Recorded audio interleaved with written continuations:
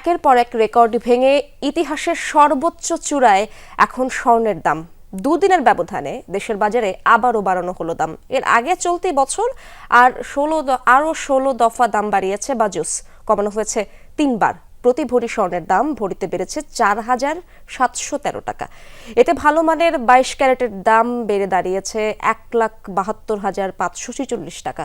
দেশের বাজারে এটি এখন পর্যন্ত স্বর্ণের সর্বোচ্চ দাম। রবিবার দাম নির্ধারণ করা হয়েছিল 1,67,833 টাকা। বাজুস কর্তৃপক্ষ বলছেন, তেজাবি স্বর্ণের মূল্য বৃদ্ধি পাওয়ায় দফায় দফায় দাম বাড়ানো হচ্ছে। সনাতন পদ্ধতির স্বর্ণে ভরি প্রতি 3,289 টাকা বেড়ে নতুন দাম 1,13,491 টাকা।